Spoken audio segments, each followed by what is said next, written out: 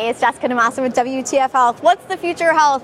I'm talking to the who's who of health tech and healthcare innovation here at ATA 2023, and I'm excited here because I've got not one but two different clinicians from Crossover Health here to talk about two different studies that they've done that prove the value of virtual care in different ways. So we are going to unpack that, but before we do, remember Crossover Health, guys. This is that virtual first primary care company that's been doing a lot with integrated care delivery models, both hybrid and hybrid in the sense that they are in person and virtual care, and also building these interdisciplinary teams. So who I have here right now are reflective of that. And so I've got, please welcome Matt DeBole. He is a doctor of physical therapy, and his study talks a lot about the success rate of patients who are engaged in virtual physical therapy programs. And I have Yvonne Hawkins. She is a virtual family physician at Crossover Health, and her study is about the value of hybrid models when it comes to employer-sponsored healthcare. So we are going to unpack all of this and what we've learned, and you guys are going to want to hear this. So, Yvonne, I'm going to start with you, okay? So tell me a little bit about this study. I understand you looked at 120,000 patients.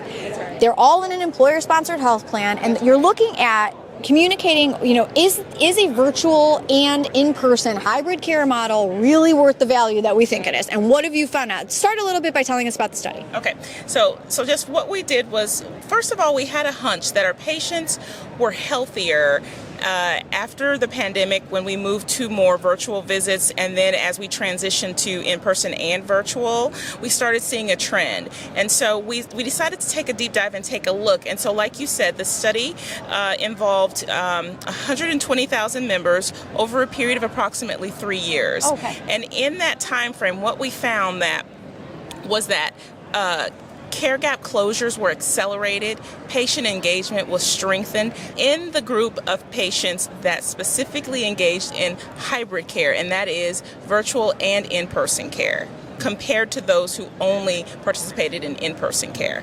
Okay, so the big takeaway on this then from the value standpoint, because that's what, my audience is always talking about, a lot of them out there are in virtual care companies, they're going to want to know is like what kind of stats came out of this, or what kind of numbers, in addition to the patient outcomes, that help sell the point to employers that this is a valuable way to go. Good point. And so we were looking at this from a population health standpoint, which is really important.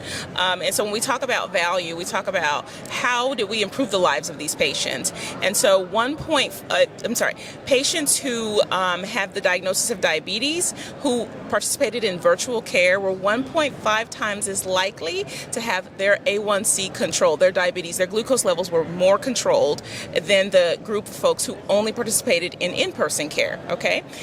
When it came to our patients who suffer from hypertension, we found that, again, about 1.5 times more likely to have their blood pressure controlled versus the group who only participated in in-person care. And then we looked at this kind of from an overall preventive screening standpoint, and the numbers, again, about 1.5 times as likely, this entire population who had hybrid care behaviors, 1.5 times as likely to have care gap closure versus those who only participated in in-person care.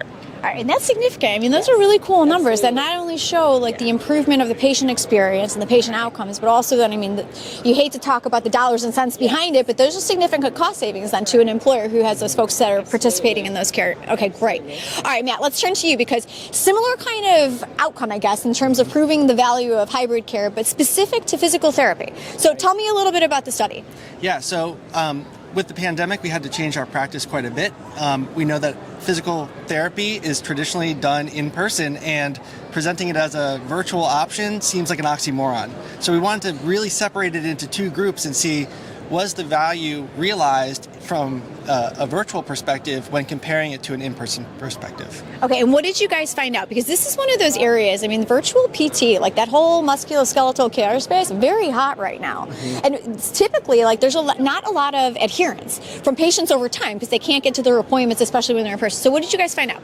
Yeah, so we actually tracked three different things. So the first thing that we looked between the two groups was our functional outcome, if we could actually achieve some functional gains in a 6-week time period.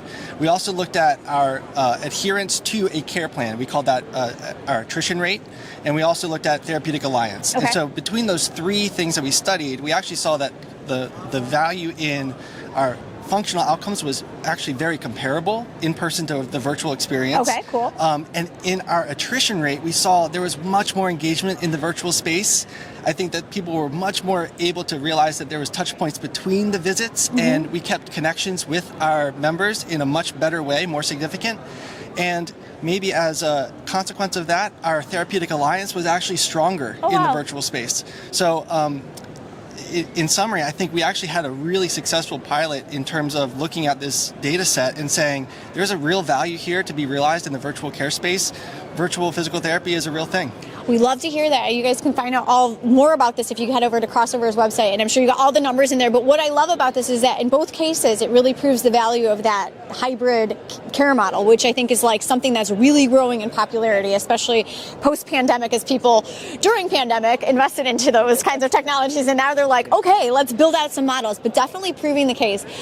I have one last question for both of you, because I don't get to talk to a lot of clinicians. And so I want to know, from a clinician standpoint, because that was one of the groups that, always, pre-pandemic especially, were looked at as like, oh man, they're too burnt out, the tech's too hard, it's not integrated, they don't have the relationship done with their patient. So you guys, though, as clinicians, like, say a word about like the power of virtual care and like, encourage some of those physicians out there who might be virtually curious, to take the plunge. I mean, what's the thing that you feel like might be the biggest misconception? Or, give us some word about how maybe your own thinking changed as a result of looking at these studies. Yvonne, I'll start with you. Okay, thanks. So I would say, Jess, that, a lot of, you're hearing a lot about burnout, right? Yeah. Physician burnout. And a lot of it is because, we only have so much time, so much sand in that hourglass, right? But the truth is that we can use our resources to create more touch points for our patients through virtual care, but still hold on to that in-person care as well.